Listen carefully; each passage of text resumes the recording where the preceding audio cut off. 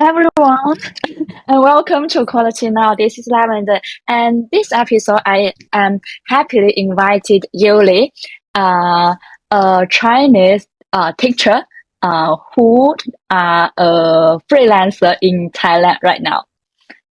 Hello, Yuli. Hello, hi Lavenda. Hello everyone. I'm Yuli. I'm currently living in Chiang Mai, working online and learning Thai in the language school here. Wow, it's so interesting.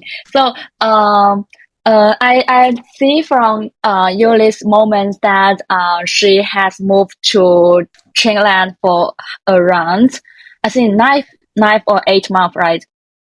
Yeah, almost. I came here in February, so more than half a year already. Wow, so cool. So I'm really curious that what's your like motivation to go to Thailand? Actually, I didn't plan to move here. I Last year, I spent Yeah. half a year living in Yunnan Province, and before I went to Yunnan, I thought I may live there for at least 1 year, 2 year. And after half year, I felt that life there was not exactly as I expected. So I decided to leave. Actually, at that time, I had a plan to go to Bali because Bali is the place that most digital nomads will go there. So I think it would be a nice place for me to go. Then I can know people from everywhere and people who has the same lifestyle as me. So that was my plan before I went back to Guangzhou, because I went back to Guangzhou to do the eye surgery. So now I don't need to wear Oh. glasses. And after the surgery, I need to go back to the hospital to check regularly. So Mm. I decided to stay in Guangzhou for half a year. Then my plan was Oh. to go abroad because after COVID, I think there was finally the good timing to go abroad. Mm. So my plan was to go abroad, but I actually didn't have a clear plan yet. Yeah. And one day my friend said, "Do you want to go to Thailand together with us?" They wanted to see the Coldplay concert at Bangkok. And at the beginning, I didn't say yes because my plan was to leave after Chinese New Year, because Chinese Mm. New Year was around February 9 or 10. So Mm. Yeah. my plan was to leave after Chinese Year. But somehow I thought that was a sign. That was Ah. because, Yeah. yeah, because sometimes if you decide things, you think this, you think that, and eventually you may delay the plan again and again. So I thought, oh, Mm. that maybe there's a sign, so I should go. So I said, okay, I will go with you with my friends. So that's how I started. So I left in February. But when I came to Chiang Mai, I came with the 2 months travel visa. So my plan was, if I want to stay here a bit longer, so after 2 months visa, I can expand for 1 month. For Mm. 1 month. So I think 3 months together is enough to enjoy some life here, and that was a plan. But the second month here, I was told that if I want to get a student visa, a 1 year student visa, I need to apply 45 days in advance. So Oh. second week here, I was pushed to make the decision if I want to stay here longer or not. So everything was Oh. all together, and I need to find the apartment, and the apartment contract is also 1 year. And if I want to go to my motorcycle, 1 year contract is also cheaper. So like everything all together kind of pushed me to make the decision to stay here for 1 year. So I signed up a language school for 1 year. I signed up the Oh. contract with the apartment now for 1 year, and also got the motorbike. So kind of not Wow. I didn't plan everything at the beginning, but just everything happened. So I just say yes to everything happened. Wow, it's so brave. So you will like your plan right now, you will live in Chiang Mai for a year and you already like study in Thailand, how to say Thailand Yeah, Thailand. Yeah, language. How to say Thai Thailand language. language? Yeah, Thai Oh, language. Thai Yeah, language. Yeah. yeah. So is it does it mean that your like student passport is like combined with your like studying for the Thai language? Yeah, so now the visa I'm having is a student visa. So I now I go to school 3 days a week to take the Thai lesson. Wow, it's amazing. I didn't know that. I thought you only live there and do the teaching, and I didn't know that you also it's a and like a consistent study that you need to learn. Yeah, it's quite flexible. Some of my classmates, when they are busy, they don't go to class. But for me, I try to commit to the course. So far, I think I didn't. So far, half year already, I never miss a lesson because Wow. I kind of set my schedule. So for the time I need to go to school, I just clear the slot, so I don't have work at that time.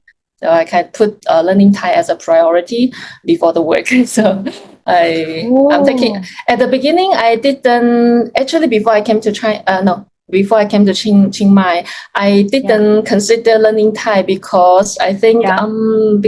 learning Thai, I would say, oh, it's not useful at that time. Mm, I thought it's not mm, useful because for me to have Thai students, I think there's not a big population. So at the beginning, I think, oh, maybe no. If I want to stay here, I want to get a long-term visa. Maybe I can try more mm, Thai because I also do more mm. Thai. But once I started, now I really enjoy learning Thai. It's a really great experience to learn a new language, especially I'm living here. And also Yeah. as a language teacher, I think it's a good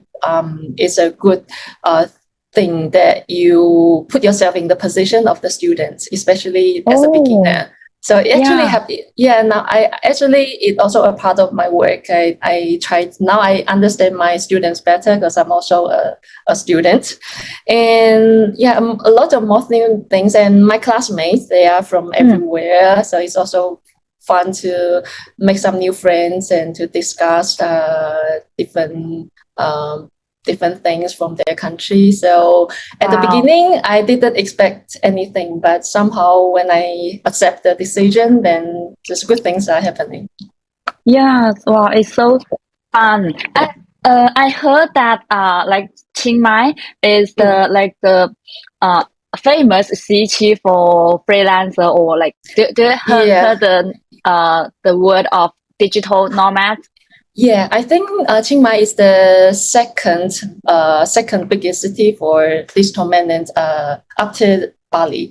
But Oh, now I'm here. So I told you that actually at the beginning I wanted to go to Bali, and Chiang mm, Mai was not my first option. yeah, But now, yeah. since after half year living here, I think I like Chiang Mai more than Bali, even though I haven't been to Bali. But I heard people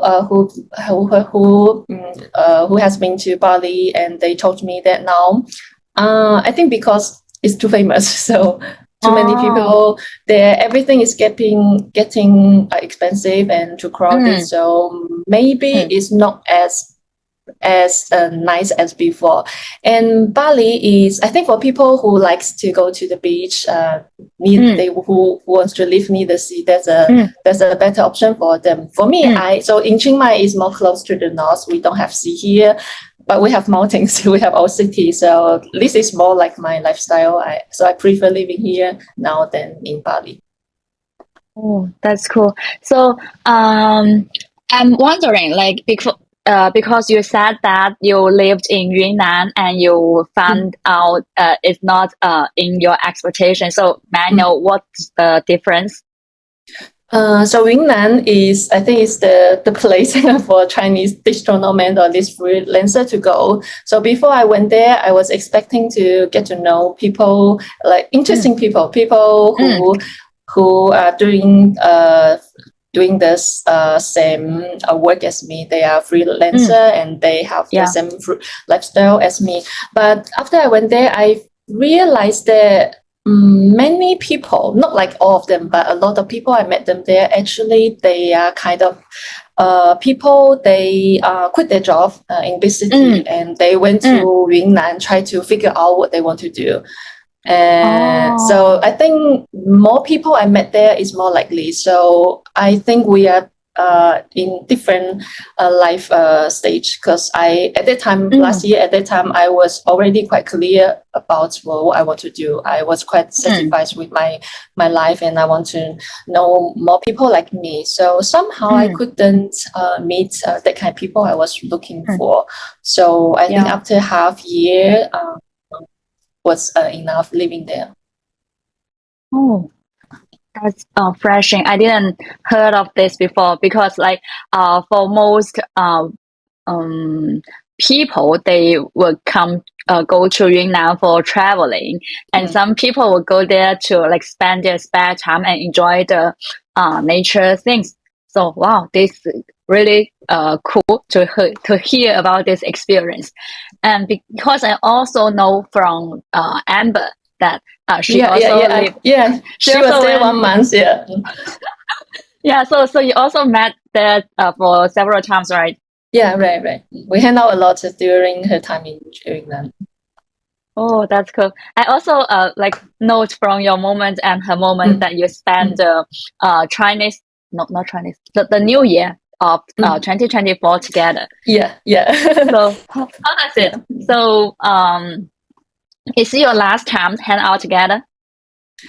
I think yes, because I left. Yeah, I left in February, so I think that was the last time I met him. Met her in Guangzhou. Okay, so do you also have the after all or some new Year's catch up? I still when after I came to Chiang Mai, I still text her time to time, because we are doing the same work, and sometimes we are kind of online colleagues. So I will text him. I will text her time to time to talk about work and talk about some lives. And she recently got a dog, and that's so lovely. So I still chat with her time to time. That's good. Because I know from like Amber's, she also developed her like personal channel on YouTube, and also she has the like calling her it's not calling, but like co-workers to build this brand together. I'm curious, do you have like kind of the similar brand, or the like the online connection with some specific brand? Speaking of doing the social media, I tried before. I also had my own YouTube, Instagram channel, try to teach Chinese and attract some new students. I tried it for a while, and I realized it's not my my thing, because I'm not that kind of person that I can speak and in front of the camera, and so I stopped doing that, and I changed to do something new. So I stopped making video, and I started to make the podcast, because I think I'm better at doing podcasts, and I create some Chinese podcast, some free material to. So one is for my students who to give them as a free learning material, and at the same time I can attract some new students. So that's the thing I've been doing now, just some Chinese podcasts, and I was thinking about making a website, a Chinese learning website. I kind of want to put everything together, but like since last year, because I'm traveling and I go to a new place, so many things to do. So I kind of just don't have time to do it so far. Like especially now here, I need to go to school to learn Thai, and I also go to the gym to do more Thai. So far the balance is like I don't have more time to spend on work. So far, I think I just do the teaching, and but maybe in the future, that's still something I want to do. That's great that you found your like the things that you are you're more like to do. And so like, do you post the podcast on 小宇宙 or on some other No, platform? I post the podcast on the platform, the teaching platform. I think it's more direct because people they come to this application means at least they already have the thought of learning the language. So I post the material there. Instead of posting on YouTube because there's a transition rate, right? But let's say you have 10, even you have 10,000 followers on YouTube, then how many of them will really come to click your profile on the language learning profile, and after that, how many percent of them will really pay money to learn with you? I think that's a big long way to do. So I chose to do it directly on the language learning platform. Okay. And what's the platform? Italki. Oh, okay, Italki. Cool. Because I share with you that I recently am also researching on the what kind of freelancing work I can do. So I updated my profile as the digital marketer as the on Upwork and Firework, and I also do some like applied for in the Preply and also another like Chinese teaching platform. So but I didn't get any like new invitation. But I know the two Chinese platforms. So Italki is the one that I know, but I didn't apply them there. So may I ask? Because I think it's really not easy to start, like especially start a business order in the very first beginning. Can you share with us how did you start your freelancer journey? Actually, I started as part-time. Before I was working in the company in trading field for many years. Then at the beginning, I started as part-time. So I was teaching Chinese at night after work at the weekends. I was doing this for almost 2 years. So I was working hard because I need to go to the company, and then at my free time I was teaching Chinese. And at that time I was also starting to get the Chinese license, the Chinese teacher's license. So so before I decided to work as a freelancer, I think I already got some experience and got some students. That's how. That's why I was able to start a freelancer. So I think it would be easier that if you already found the direction and you already know. At least you got some resources or experience. Then to start as a freelancer, that would be easier. Yeah, that's true. So, to like build the resources and the abilities as part-time first, and then like when like for me, when I can have more orders or some new resources enough to support if I work as a full-time freelance. Yeah, because when you first start doing working as a freelancer, it's very stressful. Especially when your income is not stable, then you will doubt yourself a lot. For me also, same, after I was doing part-time for almost 2 years, the first half year or even 1 year was really tough. And so according to my experience, do you do it offline at your first year part-time job? At that time I was cooperating with the Chinese language school in Guangzhou. So at the weekend I would go to the language center to teach students face to face. And after COVID, I was just change everything to online. That's why I am able to work as the digital nomad now. So I would say that at the beginning, kind of, I didn't plan everything. I also I didn't know that one day I can have a life like this. I can work as a digital nomad. I just did something I think I can do. I my friends told me that, oh, I think you are good at teaching Chinese, so you should try. So I started by doing something that I think I'm doing okay, and I also got positive feedback from people around me, also from the students. And slowly, I realized that, oh, this is something I really want to do in the future. Then the other things like to change the lifestyle, everything is, I think that's a plus. I didn't start at the beginning that, oh, I want to be a freelancer. Oh, I want to be a digital nomad. No, it's kind of, at least the things are kind of the results as a plus. Wow, that's amazing. Because like for me, I think I have the thought of being a freelancer, but I don't know how to start, or I need to find the transition before I can be a full-time one. Yeah, I think it's more important to figure out what you want to do. So no matter it's a full-time job, it's a part-time job, it's freelancer, it's the digital nomad, is the way you do it. But the core of all these things is, what do you do? So I think first to figure out what kind of work you want to do is more important than what kind of work style you want.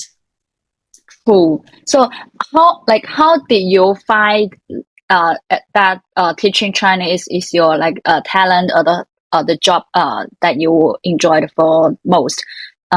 Is there any connection between your previous job and teaching Chinese, or when in what kind of situation that your friends told you that you are good at teaching Chinese?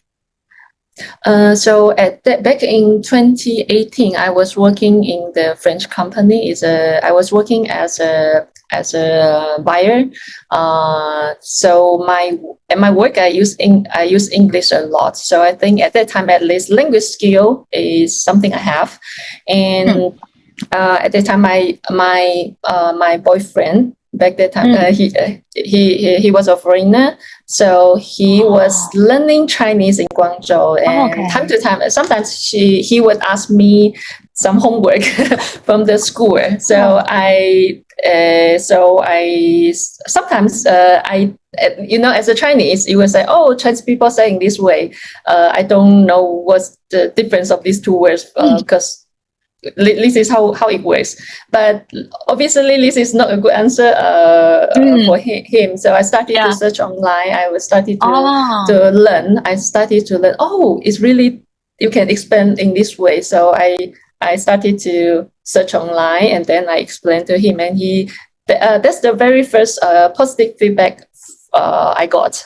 That's from my ex-boyfriend. Oh, that's amazing. Yeah, so he would say, oh, maybe this is something you can do. You may, because he know that I didn't like the work I was doing that time. And he said that maybe this is something you can try. So I started to look for information about this. So I signed up the course to learn how to be a Chinese language teacher. Then I got the license, start little by little. Then I got the part-time job from that language center. Then slowly, and I search online where is there any platform I can teach. Then I found Italki. So I signed up as a teacher on Italki. At the beginning, it was difficult. I think the first half year I only had one student, but luckily, he was learning with me every weekend. So slowly he helped me build the profile. Every time after the class, he would write me the really good comments. And slowly I build the data on the profile. So it helps me to attract more students. So I would say at the beginning it's really difficult, but because that time was just part-time. So I think, okay, it's part-time. I have a job. So that's part-time. No matter how good, how bad it is, I'm okay with that. I'm still doing this to build my experience. So that's why I think that at the beginning, to start with a part-time, it would be easier. It will feel less stressful. Yeah. Yeah, definitely. Oh, that's cool. Oh, so sometimes like have a dating can also have like some expected Yeah, benefits. yeah, yeah. I was really lucky to have that experience, and but I think that um um at first Mm, you should you I would say that I was lucky to have everything, right? But mm, actually everything still comes from me, because at that time mm. I know I want something new. So Ah, I was open for everything. I was open for new opportunities. So mm. Oh, I think that's really important, that you put yourself on a position that you are ready mm, to accept new things, and then when that person or that opportunity comes to your life, you can seize the chance. That's very important. You cannot just mm, sit there and do nothing and wait for the change. I don't think that will really happen. mm. Yes, that's true. I think like everything comes within ourselves. Yeah. Yeah. So, do you think that your characters change before you step into like the full time freelancer? Like because like you are kind of introvert person, and Mm. now you are more extrovert, right? I think I did do the MBTI test in the past 2 or 3 years, and Mm. sometimes it was I, sometimes it was E, and sometimes Oh, yeah. it turns back to I again. I Mm. would say the more important thing is that one of the one of the big reason that I didn't have a good career before was because I think my personality. I don't like working with a group of people. I don't Oh. like negotiation. I don't like Mm. to discuss things with people. I prefer Mm. doing work by myself. Mm. And so this kind of personality is a very big disadvantage if you work Mm. in the company. Mm. But now working as a freelancer is totally fine, and it's really good, because this is my career. Everything is about myself. I can decide my teaching style. I can arrange my work. So I would say that instead of changing your personality, changing your character, more important is to find something that's good for your personality. Mm. Because I think it's really That's difficult true. for people to change their personality. It's really difficult, and you can, but you may need to spend a lot of time and energy, Mm. and Mm. eventually you may not like that kind of self. So Mm. my experience is to find something that's that's good for you. That's instead of changing your personality. Okay, that's true. Yeah, it's find the right environment for ourselves. Yeah. Yeah, I'm also looking for it.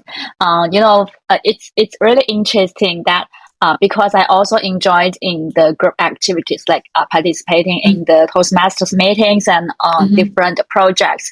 But deep inside, I think I also like enjoyed working alone. I don't Mm. like after hanging out with a group of people together, I need some time to stay alone Yeah. to Same. recover myself. Same. Yeah. Yeah. Yeah. And for my like MBTI testing, Mm. I'm like It, half I, half E. It's like sometimes ah. I, sometimes E. Yeah, yeah, yeah, yeah. So Oh. for me, Sam, like yeah. So when I'm teaching the Chinese lesson, sometimes we learn the words as character. So I will Mm. ask my students, you are I person or E person, and they usually they would say they think that I'm an extrovert person, and I said no. Mm. So I think back to the question, that I think your personality at work can be a bit more extrovert. Like I mean, like, so Ah. because it's work, I would be more extrovert in front of the camera when I'm teaching Ah. the student, because you need to keep that vibe. So you need to, yeah, because you are the lead teacher. in the transition. Right. But when I finish work, I think like you said, I need some time to recover, to charge. Okay, that's true.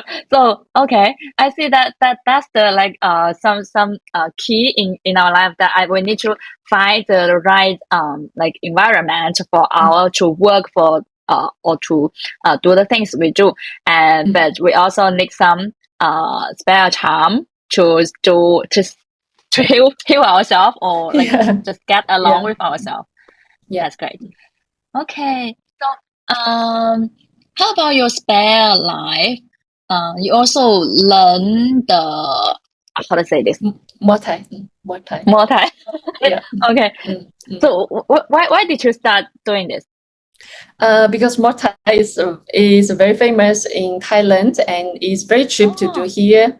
okay. So I think I started the first lesson in April. Yes, it's something I think most tourists they come to Thailand, come to Chiang Mai, they would at least go to take Ah, one lesson. It's kind of okay. a tourist thing. Tourist. Yeah, Okay. so I went the first time to try to just to experience how it is Mm, like. Then I mm, found it quite good because I work at home, I sit all the mm. time, and I really need Yeah. some exercise. So I decided to do it regularly. So Mm, I bought the tickets like a package. So once I've spent the money for the package, the full package, mm, then I need to go. I need to use mm. the tickets. So that's Wow. how I started, and then slowly, I found some good benefits from doing that. So I'm more energetic and I'm healthy. So far here, I haven't got sick here in Thailand so Oh. far. I think doing exercise is really good, and Mm, because I'm learning Thai, so I go to mm. the gym. Most of the coach there, they don't speak good English. They know some Ah, words to some instruction word, but they cannot speak with you mm. in English. So that's a good place for me to practice my Thai. Sometimes I go, I Yeah. they know they know I speak Thai, and they sometimes I even need to translate for them. To translate Oh. for the coach and the tourists. So it's kind of my lifestyle now. And after half year doing Muay Thai, I also got I also became quite fit. Started to Yeah, I see. I went Saw your picture. Wow, it's yeah I went really like a big change. I went this morning, and there's a guy. I think I met him before, Mm, and because I don't go regularly. mm. I only go when I have time. So time to Oh, time yeah. I will meet this person, and after some time I will meet him again. So I think the last time I met him was at least 1 or 2 months ago. And this Oh, morning he saw me, he was like, wow. He's like, wow, you started to get muscle. oh, that's really cool. So I think it's really help like build the muscle and so like fit our shape. Fit, yeah. Oh, that's cool. I really like uh can't wait to see like your more spicy pictures like for after a few months. Yeah. Yeah, and also because in Thailand, so much good food, and actually the first few months I was eating a lot, and I Mm. wasn't doing enough exercise, so I actually gained weight at the beginning. So after after I started doing Muay Thai regularly, now Mm. my weight is going down, and I feel, oh, I can eat as much as I can. Anyway, I can keep the shape. Mm, that's good. So, how's your like the routine right now? Like, do you cook for yourself or like, are you a early type person or a late night person? I wake up 5:25 every day for work because in China I can't keep the same routine as I was in China. So when I was in China, I my first lesson in the morning is from 7. So it's 6 in Thailand. So for me to wake up, I need to wake up at 5. I used to wake up at 5:30, and from 2 months ago, I started cooking at home. So I used to just have bread for breakfast, and then I eat a lot of food just buy from 7-Eleven, and or to eat in the restaurant or to get the food delivery. Then 2 months ago, I read a book. Actually, I had a prepared speech last weekend in our club to share my experience of changing my my diet style, and that's also why I'm having a better shape now, because eating is also a big part of that. You can. Oh, yeah, that's true. Yeah. So the key is to control the glucose, your blood sugar. So I used to have bread for breakfast, only bread, no protein, no vegetable, no fruit, nothing. So now for breakfast I wake up a bit early for me to cook some boiled egg and some sweet potato. And after that, if I have time, I can also have some yogurt. And so that's a healthier breakfast. And for lunch and dinner, I will cook for myself. I will add more vegetable and try to have more protein and eat less rice. That's a good chance. So I wake up early. That means I also need to sleep early. So my daily routine is quite regular. Stable? So I sleep at 10:30, wake up 5:25, and do exercise to keep energy. So usually I don't need to take a nap at noon, because I can keep with exercise and with the diet style I have now. I can keep myself quite energetic, so I don't need to take a nap. Then for my work schedule, because we can, as a teacher on Italki, we can decide our working time. So usually I set the time from 6 to 11 in the morning, and 2 to 1 to 5 in the afternoon, and 6:30 to 9:30 at night. So these are the time that the student can book. But on Monday, Wednesday, Friday afternoon, I need to go to school. So no, I don't. So this time are not available for the student book. And also our class meeting is on Thursday. So Thursday night, I don't teach. And the other time, just up to the student. If the student book, then I teach. If they don't book, then I don't work. And Saturday is my day off. Sunday I also work because some of the students, they need to work on weekdays, so they only have time on weekdays. So my schedule is quite flexible. Every day is different. But some of the students, for example, the student have class with me from 6. He's living in Indonesia, so he's kind of having class with me every morning. That's why I need to wake up every day that early. Even some of the days he doesn't take lesson with me. Maybe some other student from the United States, they will book that time. Or if no, I still try to keep the same routine. Even I don't have early in the mornings, I still try to wake up 5:30 or maybe 1 hour late. I still want to keep the routine. So So I would arrange other activity into this schedule. So the day before, I will check my schedule next day. Then I can see which time I can go to do Muay Thai. Then I will make an appointment with the gym, or I would see because in Chiang Mai they have activity or events time to time. So I would check 小红书 to see, oh, lately what's on, is there any and some concert or some market stuff, and I would just check with my schedule. I just put it on the calendar, and then if that day I have time, I don't have work at that time slot, I would just go.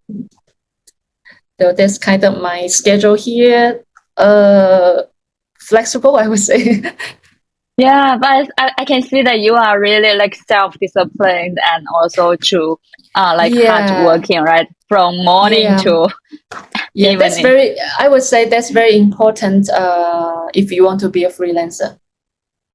Because no one is following supervising you. Right. No one is pushing you to do your work. No one is giving you deadline, and you need to do that for yourself. Especially at the beginning, you don't have that much work. You don't have that many clients or students at the beginning.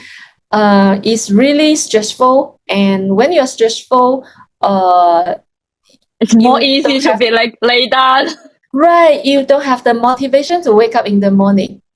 That happens at the first few months when I started doing freelancer. I didn't have much work, and that was in summer. And in summer, when the weather is hot, you usually get sleepy.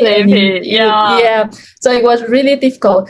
That's why I changed my schedule. Actually at the beginning I kind of I started the first lesson from 9. From 9. That was the time I realized, no, I need to push myself. So I changed the time to 7 when I was in China. So then I was lucky to have this student, and he booked a lot of lesson with me. So every day, I think it's important for you to, at least you need to wake up. You need to wake up to start your day. If you don't have work, if you don't have work at the morning, it's really possible. It's really easy for you to just sleep until noon, and your day is ruined because when you wake up, you will still feel very tired, and you still don't know what to do. So the first half year was not easy for me, but I try to do many things at that time. I try to make some teaching material. I try to make this video on YouTube. So the first half year, I wasn't earning much money, but I was hardworking. I spent a lot of time to get prepared for now. So as I said, self-discipline is really important if you want to be a freelancer. And one more thing I think is important is you need to have a really positive mindset, because a lot of stress, especially when the income is not stable, and it would doubt yourself a lot. Like the student, like we have trial lesson. After the trial lesson, if the student doesn't book a lesson with you, you would think a lot, right? You would think, why didn't it's really stressful. So, but after now, it's already 3 years. After 3 years, now I think I'm more positive about everything. So I think it's important to you need to figure out what can be changed and what cannot be changed. Like what can be changed is I can teach better. I can improve my teaching skills. This is the part I can work on. But the part that why the students doesn't continue with me, that's the part I cannot change, right? Because it can be everything. It can be about their family, about their work. They just don't have time. And many things can happen. Like the student got the health issue, or just something bad happened to them. You never know. And if you are just guessing by yourself, you are torturing yourself, and that's something you cannot change, right? So it's really important to focus on the things you can change and do something for it, and just let it go if the student doesn't continue with you. Just let it go. Yeah, I'm so happy to hear that you have like already made it, and also you have already built this positive mindset. For me, I think I am kind of a very positive person. I did have this awareness of that, not focus on the things that I cannot control. So for me, my recent or my next steps or not, I need to do with like to explore or what's the exact thing that I want to do and that I can also like use my skills on. Yeah, I think that's more, and also another point is that I may like still need to find a full time like to help me get income first, and then may try something new as the part time and build more resources. Yeah. I think especially now the economy is not really good, and even though I'm a freelancer, I don't have a full job, but I still recommend most people to get a full job. Because especially you don't have a clear way. You don't have something very, very clear that, oh, this is a thing I want to do. If you are not there yet, I think to do the basic thing to get the job and have an income, and then slowly figure out what you want to do is better. Otherwise, you will become very anxious. When you're anxious, you cannot make a smart decision. That's true. Yeah, and the thing is that I am happy why because I have like stay in this gap for around from June to September is around 4 months. I think in these times I still like trying to build some explore some new interests, and also I started this podcast. I think it's a thumb up I would like to give myself. That's a great try, I think. Yeah, and it's also during this process you can also find out something you are good at doing, right? You are good at communicating with people. You are good at finding stories from people. I think these are very good skills.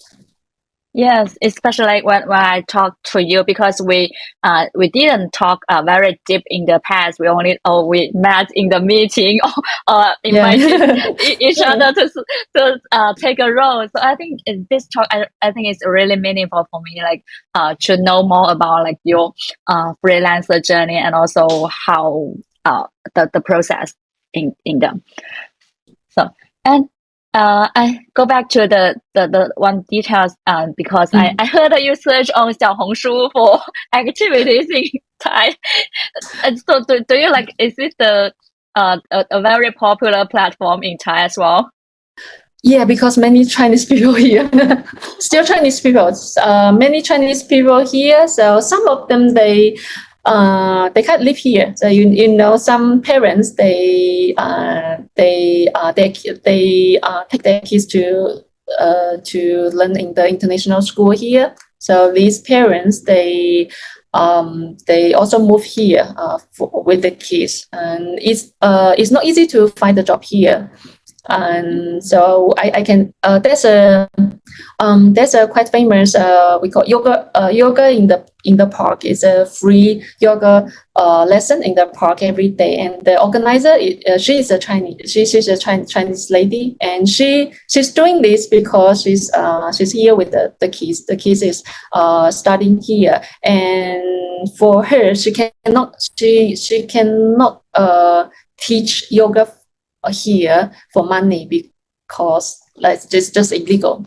If she doesn't have a work visa, she cannot do this. So she's doing this for free. She's kind of doing it for hobby, I would say, and it's a good thing to do. So for us we can benefit from this, and some parents, they would have an account on Xiaohongshu, so they may share some information about visa, about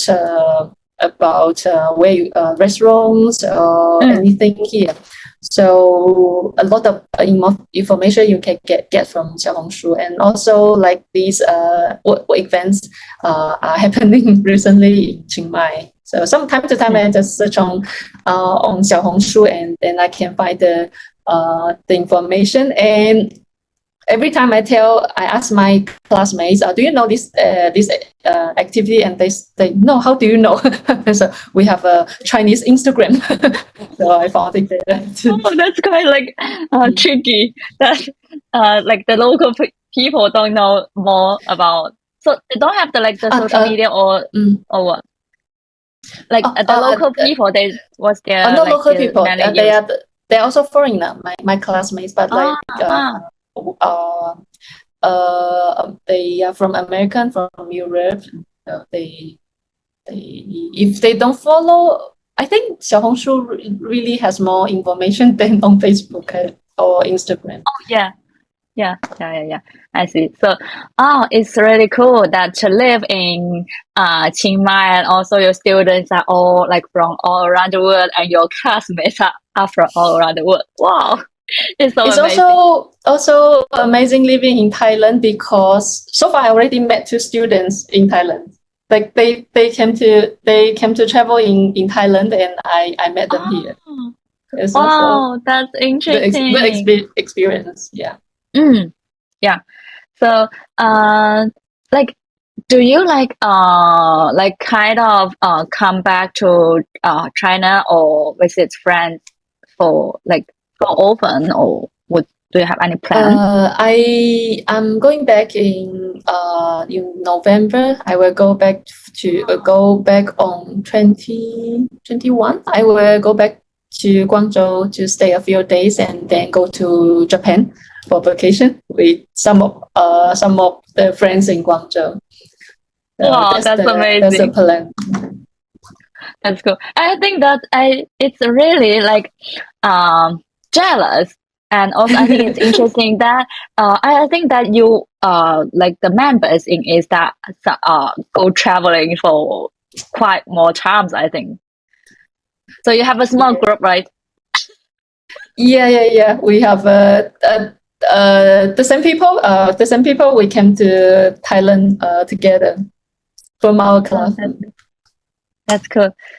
Oh, I'm really like look forward to your like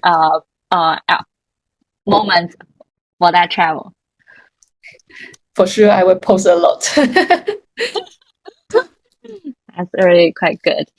So I think it's really happy for me to talk with you, and thank you for your sharing. And if you like there's some tips, or what's your some other books that you think that change your mind? Because you say that you have the positive mindset, right? I think the book changed a lot. Let's see. The one, do you know the book 被讨厌的勇气? I don't know the English translation, but something like the courage to be disliked. Disliked. Yeah. I know that book, but I haven't read it. I think that's a good book, because in the book, I think the key message I got from the book is that when something happens, you need to know that it's about you or about the other person. For example, if I take an example, like in China, many parents will urge their kids to get married, right? So if that happens to you, then you need to understand that this is your parents' issue, not your issue. So they are urging you to get married. That's their anxiety, right? They want their kids to get married soon, because maybe the friends around them, all their kids are married, so they feel stressed. But you need to understand that that's the stress about your parents. That's the problem they need to they need to deal with, not you, not you. So this is a good example. And back to myself, I apply to myself is that, for example, the example I mentioned just now, if the student doesn't want to continue the study, that's his issue. That's not my issue. So except as what we mentioned just now, what I can do and what I cannot do, right? So that's a quite helpful mindset from the book. Oh, that's great. Like the key word is still like focus on ourselves and let go of others' expectation or others' feelings upon us. You need to know that this is your problem or the other people's problem. So you don't need to sacrifice for other people, because that's not your issue. Oh, that's great. Thank you for your sharing. I really enjoyed talking with you, and hope that you enjoyed like a lot in like the future life in Thailand. Thank you. And hope you can come to visit me one day in Chiang Mai if I'm still here. I'm looking forward to it. I haven't like traveled to abroad so far. So I think Thailand will be a easy option. It's an easy start, because for the visa and for the distance, everything is easy to start. Yeah, with your invitation, it will become more easy. I will definitely be a good guide here. Yeah, I can't wait for it. Okay, that's great. Thank you.